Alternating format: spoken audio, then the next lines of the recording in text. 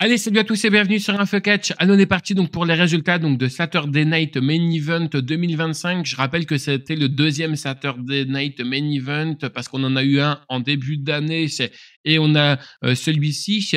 Alors, le show a eu lieu hier soir, donc c'est-à-dire donc dans la nuit du samedi 24 mai au dimanche 25 mai 2025 à partir donc de 2 h du matin, heure française uniquement et en exclusivité sur la chaîne YouTube de la WWE. Peacock et NBC étaient les plateformes que les États-Unis pouvaient suivre de leur côté. Et de base, 4 matchs avaient été annoncés de la part donc de la WWE, sauf que finalement, quand tu regardes le dernier épisode de SmackDown, ils nous ont annoncé un 5e match. Et honnêtement, franchement, ce 5e match n'a pas non plus été extraordinaire et c'est pas ce 5e match qui a relevé le niveau de ce show. Alors oui, c'est un show particulier, même si c'est vrai que moi j'aurais tendance à dire que c'est un pay-per-view, mais non, la WWE le considère comme un show bien particulier, donc du coup on va dire show particulier qui est Saturday Night Main Event. Et déjà je voulais également aussi m'excuser parce que je vous avais annoncé un live qui n'aura pas lieu, parce que je ne l'ai pas regardé en live ce show particulier.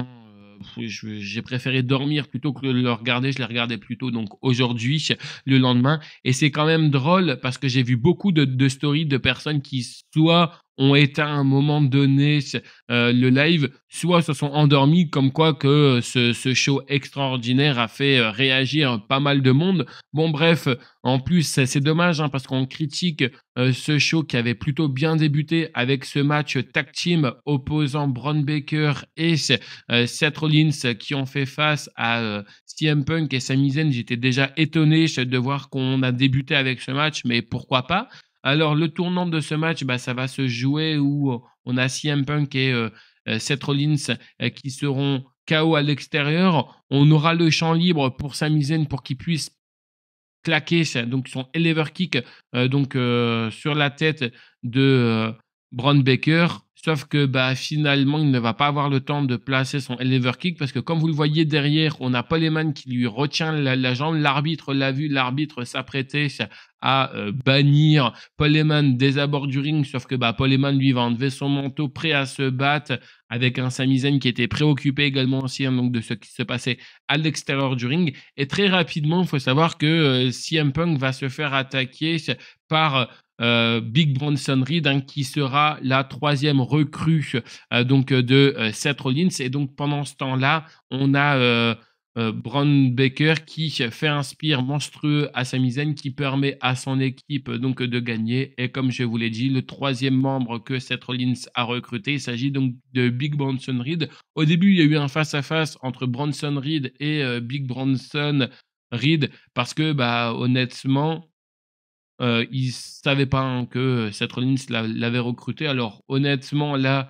cette image me fait penser un petit peu au Shield, parce qu'à l'époque, Seth Rollins était du côté du Shield et le Shield était composé de 3 membres.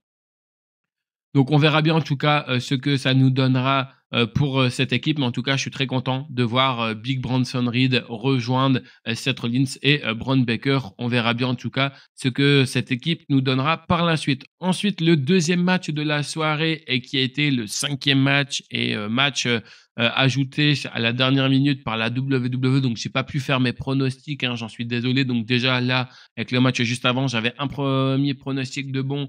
Là, cette fois-ci, je ne l'ai pas pronostiqué. Et puis, de toute manière, je ne pense pas que je me serais trompé parce que on a eu Zelina Vega qui a défendu son titre des États-Unis face à l'ancienne championne qui était Chelsea Green. Victoire de Zelina Vega. Est-ce qu'on a quelque chose d'autre à dire? Je ne pense pas. Puis on verra bien en tout cas quelle sera la prochaine adversaire de Zelina. Je suis très surpris pour ce 3e match qu'on a eu John Cena face à R-Truth parce que je m'attendais à ce que ce match arrive un peu plus tard donc dans la soirée, mais pourquoi pas. Donc ce qu'il faut retenir donc dans ce match, c'est que déjà le match a duré je crois un peu plus de 3 minutes. Donc déjà dans mes pronostics j'ai faux, même si le vainqueur de toute façon on sait tous que c'est John Cena, mais en tout cas il y a quelque chose qui a été fun dans ce match, c'est encore une fois R-Truth. R-Truth qui nous fait du R-Truth. C'est R-Truth qui débarque avec la musique de John Cena et habillé en John Cena. Il va utiliser toutes les prises de John Cena. Et d'ailleurs, ça va tellement faire chier John Cena que R-Truth s'est habillé en tant que lui, en tant que face, et va utiliser ses prises qu'à un moment donné, il va vouloir aller chercher sa ceinture qui est à l'extérieur du ring. Il va vouloir frapper R-Truth avec. Sauf que, en fait, en gros, il va avoir un moment d'hésitation et R-Truth va le regarder. Ils vont se regarder, le public va un petit peu mettre de l'ambiance et en fait, à un moment donné, John Cena qui va dire, allez, non, j'utilise pas ma ceinture, je la rends à l'arbitre. Il était très content, R-Truth, parce qu'il s'est dit, ça y est, enfin, John Cena a changé, John Cena redevient gentil, redevient le John Cena dont j'ai toujours connu. Il va vouloir lui serrer la main et au moment où il va s'approcher de John Cena va lui mettre un coup de pied dans les parties. 1, 2, 3. Victoire donc de John Cena et pour le moment on ne sait pas quelle sera la suite pour John Cena. On le saura peut-être un peu plus tard dans la soirée. Damien Priest, Drew McIntyre, c'était l'un des matchs que j'attendais également le plus lors de cette soirée et honnêtement franchement j'étais pas déçu. Très bon match.